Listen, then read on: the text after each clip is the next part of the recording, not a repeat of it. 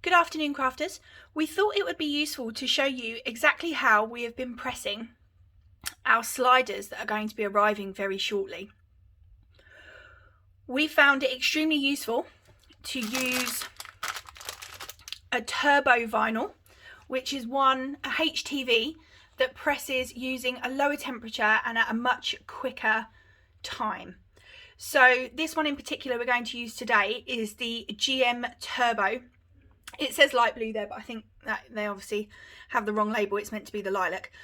This has a temperature of around 130 to 140 degrees centigrade and will press for between 3 to 5 seconds. But I'll show you exactly how we're going to do that in a moment using our Cricut mini press on the lowest setting and with a barrier. So I'm going to pause here for a moment and then I'll come back with my HTV cut and ready to go onto the slider. Okay, we're back. So I have here my name using the GM Crafts Turbo HTV that I have now cut. We would recommend that you trim the barrier backing just down a little bit to make it easier to hold on to when you're pressing. So make sure you go around the outside of this. I measured up the front of the slider to get an exact measurement, which I'll show you before I press.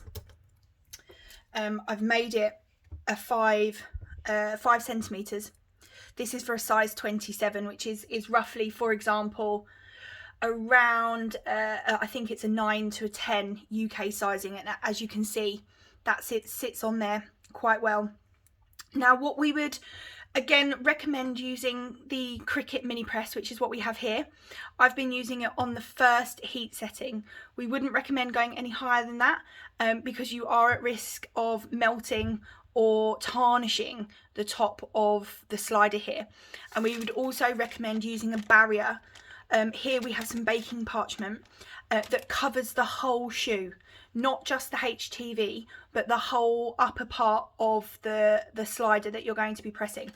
So what I'll show you is there's no preheating needed because again, you're at risk of tarnishing the shoe there, it would be too hot. So we're going to line it up and make sure that we're happy with how that sits. We're going to cover the whole part of the upper shoe. I'm going to hold it this way because I am right-handed, so I'm going to press with my right hand. Then what you're going to want to do is light, firm presses down onto the shoe. You can hold the back of it here. It's not hot enough that it's going to damage your fingers or burn your fingers underneath. But you don't want to make any sort of ironing motions because you can let the HTV move underneath.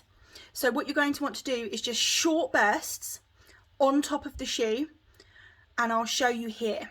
So I'll move my finger slightly and you're going to want to press firm and hard. 1, 2, 3, take it off, firm and hard, 1, 2, and then one at the other side as well to make sure that the A of Bella has stuck there. So using your fingers, 1, 2. Now you're going to want to do a little test peel just to make sure that that has actually stuck.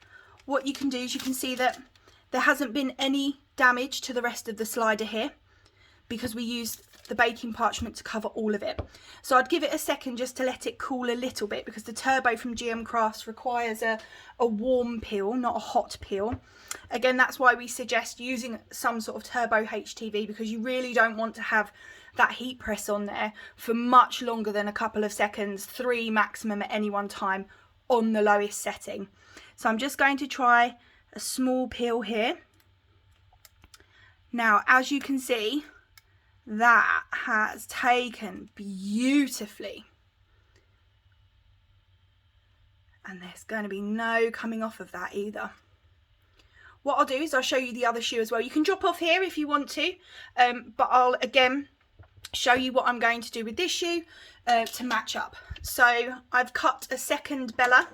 You could do initials, you could do first name and second name, you could do a nickname, anything you like. we're using the GM Crafts Turbo. We will link it for you. Their Premium Plus is also a quick press as well. So if they're out of stock of the Turbo, you could always go with the Premium Plus range as well, which is also a lower heat, quicker press. So I'm just going to bring the other slider back in here quickly just to make sure that I have it correctly measured up so that I know roughly whereabouts I put it, to make sure that they're matching like that. Then I'll move that one back out of the way. Again, using your piece of parchment barrier, not a Teflon sheet, that would be too thick. I would honestly stick with this, or a pressing sheet if you have one. But to be honest, most people have this around their house. I use my fingers underneath, I don't know if you can see, to give my firm surface underneath. If you press onto a pressing mat, you're going to get wrinkles across the top of it, and that's not what you want, because obviously the HTV won't settle as straight as what you need it. Let me just move my arm here. So again, using the fingers underneath, you're going to want to do those firm, sharp blasts on the first heat setting here, just the first heat setting. So 1, 2, 3, 4, 1, 2, 1, 2. That should be enough to stick it. If you find when you peel that it hasn't quite stuck, then what I would do is recover it back over and press again. So again, don't use the ironing motion, because you're going to move the HTV on the slider, and that's not something that you want to do.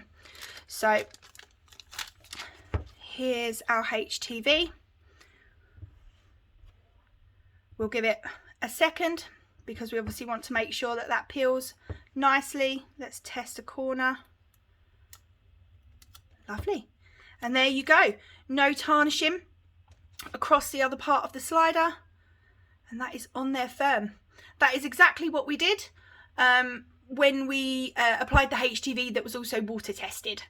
So if you look at our other videos, you can see that the HTV stays on there. So these will be perfect use around the pool, gymnastics, swimming club. Really, thank you ever so much for tuning in.